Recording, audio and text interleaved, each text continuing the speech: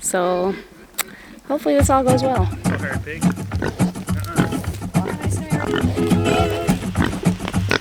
In today's video, after we get the chores squared away by having a peek in the greenhouse, cutting some wood, and moving livestock, we are sharing all about our electric fencing setup. If you're new here, we're Jenny and Dominic. We moved to this 26-acre property in Nova Scotia 2 years ago and have been building a homestead from the ground up with no experience. One of Dominic's biggest challenges to date was installing a perimeter fencing through a thick spruce forest around a property when we got here, and this has been an essential piece of our homesteading journey. Good morning. All right, so we have got a full day on the homestead. No plans today, but just to get some work done. We're not going anywhere.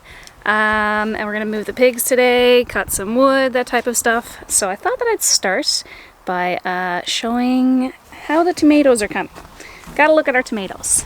So we're getting a lot of tomatoes turning now, which is so nice. And we've been eating them as fast as they have been turning. But finally, I think it's starting to get ahead of us now.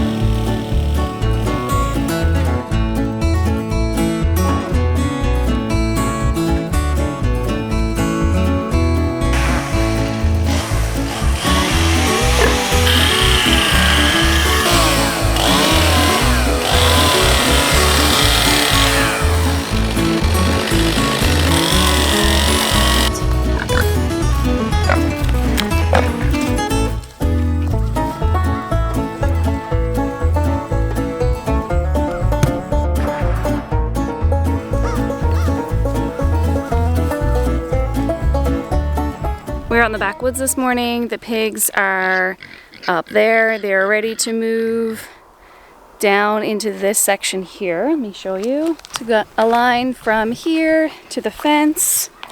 And then we have, you can see those stepping posts there, and then they kind of go back across there. So this little space back here is our next area. So we have to get them from up there where Dominic's taking off one of the poly wire lines down to here. So this is probably aside from the first time that we moved them, this is our most complicated move back here just because we're kind of kitty corner, but they're really hungry. It's first thing in the morning. They're ready to eat. So we figure that it should be fine. But we're putting one line of poly wire in here to start, just to be safe. And then once they're moved, then we'll go and grab the other poly wire lines and put them on. Did you show how thick the grass is coming in? I did not.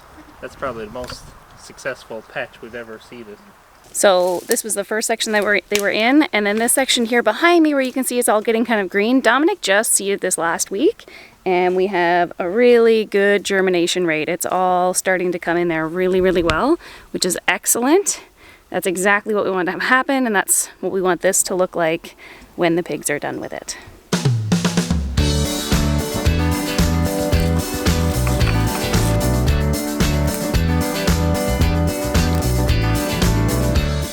Dominic is removing the strings. I've got the bucket down here in the new area. We have partially sectioned off this, so hopefully this all goes well.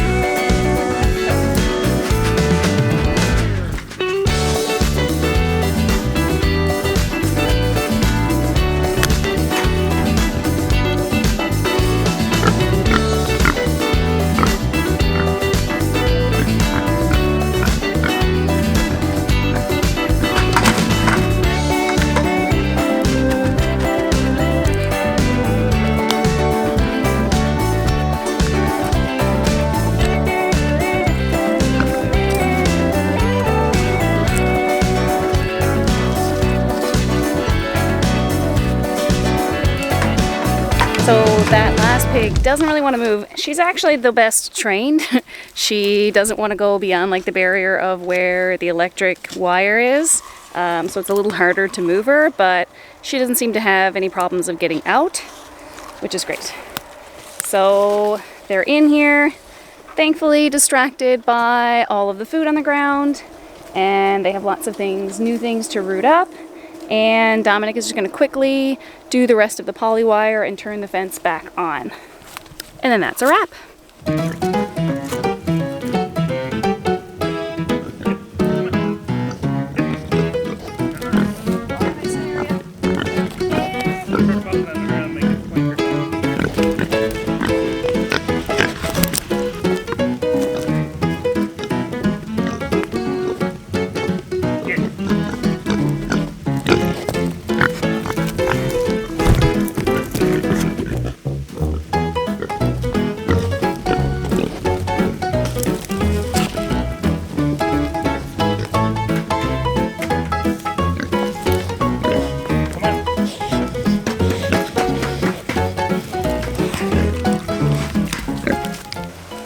Ordeal thing is we got to get the fence on as quickly as possible and make sure it's electrified so they don't come out. Oh, yummy. Okay, it's a little later. We moved the pigs. It initially went well, then there was a bit of a snafu, then they went back in and they've been good for the rest of the day. But that kind of brings me to my next point where I want to talk about our electrical fencing. So the first place we're going to stop is in the shed.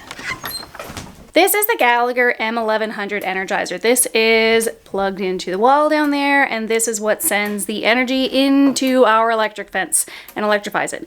This is a bit more, quite a bit more energy than we would possibly need for our homestead here. It can do a few hundred acres. We've only got 27. We went for the step up because we have a lot of forest and foliage and things that can grow up from the ground and ground out the fence. So we have a bit more extra juice to make up for that. And also if we wanted to expand in the future, we wouldn't have to buy another one. So this is our Enegerizer. So there is a wire that goes here on the floor and it goes outside under the apple tree to our fence. Let me show you. Trench along here.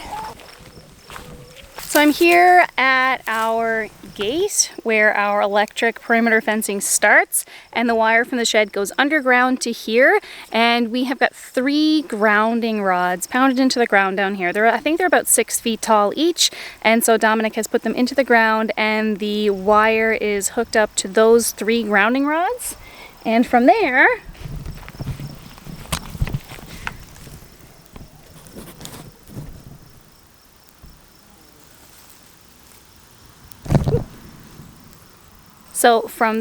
it goes up from the grounding rod and onto the electric fence here on this wire, and that's what energizes it. And throughout the fence, Dominic has a few places where the wires are kind of connected together so that the electricity runs through all of these, I think except for the top one, it runs through these wires here. And the little clamps, those are to electrify different things as needed, so they're just kind of sitting there. But yeah, so let's check out the perimeter fencing. These are timeless fence posts. Dominic bought them on recommendation from Greg Judy. So he ordered these in, he got a bunch of them, pounded them into the ground around kind of where we're gonna place our pasture. So he cut out a path around an acre and a quarter of future pasture through the woods. It was a lot of work. And he put these posts in and then ran high tensile wire around them. So that was a pretty significant job at the very beginning of this journey 2 years ago, and now we've got our perimeter fencing here. So this is where we are planning to keep the animals. I know that we have a lot of them out in the yard for now, but the idea is that we'll have a perimeter fenced pasture in the future. So everything is in there, and then because this perimeter fencing kind of goes around our property, this is what we jump the mobile netting from and the poly wire from. So I'll show you the poly wire with the pigs and the mobile netting with the sheep. Let's start with the sheep. Okay, I'm down near the front of the property, and you can see that the perimeter fencing kind of extends down here and it goes kind of wraps around the side there. But I'm down here because we have got the poly wire being electrified from this part of the fence, and it extends all the way back there. Just one single string. That is to electrify our mobile netting because we move the sheep around the front yard and the back pasture. So we just need one little string here, and I'll show you where it goes. It extends up to here. This is the reel, so Dominic can use as much poly wire as or as little as he needs. And then this is hooked up to, you can see, as long as the wires are touching, then this netting is all electrified and keeps our sheep inside and safe. We have got two sheep nettings, and that's because it just makes it a lot easier to move them around. You have them inside one, you set up the other, then next to it, and then you can kind of drop the or lift up the fence, they can run under, and then you're good to go. So that's why we have two, and it has made things a lot easier. So that's how we keep the sheep in. Let's go check on the pigs and talk about the fencing for the pigs. So this area all behind me was totally like this when we moved here. So this is what we were planning with putting the perimeter fencing where we did, is to kind of make sure we have a nice little silvopasture that eventually we don't have to be moving around animals so much. So here's our buds, the pigs.